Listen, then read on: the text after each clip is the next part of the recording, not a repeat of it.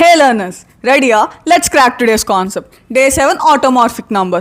So imagine మీరు exam రాస్తున్నారు అనుకోండి. ఎగ్జామ్ పేపర్ మీద మీ రోల్ నెంబర్ రాస్తారు. సో పేపర్ ఎంత పెద్దగా ఉన్నా సరే మీరు రోల్ నెంబర్ చూసి వెంటనే నా పేపర్ అని చెప్పి ఐడెంటిఫై చేస్తారు. సో సేమ్ అలానే కొన్ని నెంబర్ స్క్వేర్ చేసినా సరే మళ్ళీ అదే నెంబర్తో ఎండ్ అవుతాయి. సో ఎగ్జాంపుల్ 25 స్క్వేర్ ఎంత 625. సో 625లో ఎండింగ్లో మళ్ళీ సేమ్ అదే నెంబర్ ఉంది. సో అలాంటి నెంబర్స్ని ఆటోమార్ఫిక్ నెంబర్ అంటాం. సో ఫస్ట్ మనం యూజర్ దగ్గర నేను ఇన్పుట్ తీసుకుంటాం, తర్వాత దాని స్క్వేర్ వాల్యూ క్యాలిక్యులేట్ చేసి వాల్యూ యూస్ చేసి ఆ డిజిట్ మనం తీసుకున్న నెంబర్లో ఎన్ని డిజిట్స్ ఉన్నాయో కౌంట్ చేస్తాం అనమాట.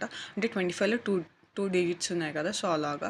సో ఇప్పుడు డివిజన్ తీసుకొని సో మన డిజిట్ వరకు ఎన్ని డిజిట్స్ ఉన్నాయి అన్ని డిజిట్స్ వరకు ఇంటూ 10 చేస్తాం అనమాట. సో దాని పవర్ వాల్యూ క్యాలిక్యులేట్ అయ్యింది. తర్వాత మనం స్క్వేర్ మనకు వచ్చిన number mod division equals to n అంటే లాస్ట్ డిజిట్స్ అనేది ఎక్స్ట్రాక్ట్ అయ్యింది మన ఒరిజినల్ నెంబర్ నుండి. తర్వాత అది ఈక్వల్స్ టు ఒరిజినల్ నెంబర్ అయితే ఆటోమార్ఫిక్ నెంబర్, లేదంటే not automorphic number. So output check చేసుకుంటాం. సో సింపుల్గా చెప్పాలంటే స్క్వేర్ చేసిన తర్వాత కూడా ఎండింగ్లో ఒరిజినల్ నెంబర్ ఉంటే అది ఆటోమార్ఫిక్ number. So day 7 completed. Follow learn with Joshi. Let's learn and grow together.